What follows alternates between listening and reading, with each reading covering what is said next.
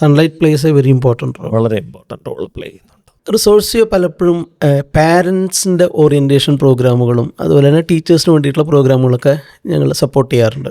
ഞങ്ങൾ ചിലതൊക്കെ കോർഡിനേറ്റ് ചെയ്യാറുണ്ട്.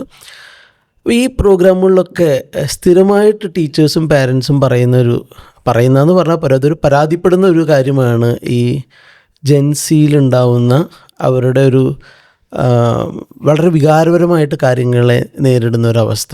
അവർ ചെറിയ സംഭവങ്ങളാണെങ്കിലും അവർ ഭയങ്കര ഹൈപ്പോട് കൂടിയിട്ട് സംസാരിക്കും. ഇത് ശരിക്കൊരു അവരുടെ ഒരു സ്വഭാവത്തിൻ്റെ പ്രത്യേകതയാണോ, അതൊരു സ്വഭാവ ദൂഷ്യമാണോ, അതോ ഇതിൻ്റെ അകത്തൊരു ന്യൂറോബയോളജിക്കൽ ഇൻ്റർവെൻഷൻ എവിടെയെങ്കിലും സംഭവിക്കുന്നുണ്ടോ?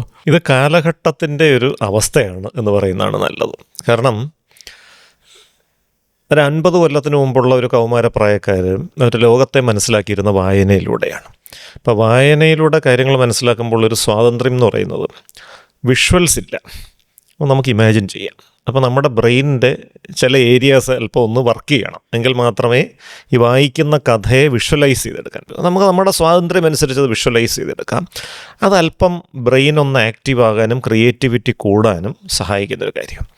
അപ്പോൾ ഇപ്പോഴത്തെ ജനറേഷൻ്റെ ഏറ്റവും വലിയ ലിമിറ്റേഷൻ, അല്ലെങ്കിൽ അവരുടെ ജീവിത സാഹചര്യങ്ങളിൽ ഒരു ലിമിറ്റേഷനായി മാറുന്ന ഇതാണ്, most of the materials are available as visuals.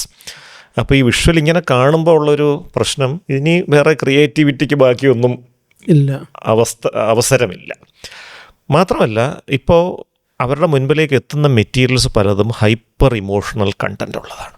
നേരത്തെ സൂചിപ്പിച്ച ഓൺലൈൻ ഗെയിംസ് ഹൈ സ്പീഡിലായതുപോലെ ഈ കുട്ടികളെ സ്വാധീനിക്കണമെങ്കിൽ വളരെ ഇമോഷണൽ എക്സ്പ്രസീവായ കണ്ടൻറ്റ് ഉണ്ടെങ്കിലേ പറ്റുകയുള്ളൂ. അതായത് ഈ ഓൺലൈൻ ഗെയിമുകളോടാണ് സിനിമകൾക്കും മറ്റ് വിഷ്വൽ ക്രിയേറ്റീവ് മീഡിയകൾക്കും കമ്പീറ്റ് ചെയ്യേണ്ടത്.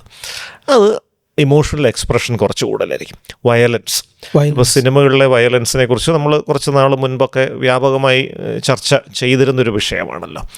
അപ്പോൾ ഈ വയലൻസ് എന്ന് പറയുന്നത് ഈ ഓൺലൈൻ ഗെയിമുകളിൽ കാണുന്ന വയലൻസിനോട് കിടപിടിക്കുന്ന തരം വയലൻസ് കൊടുത്താലേ ഈ ഒരു തലമുറയെ ക്യാപ്റ്റിവേറ്റ് ചെയ്യാൻ പറ്റുമെന്ന് പറഞ്ഞൊരു അവസ്ഥ വരികയാണ്.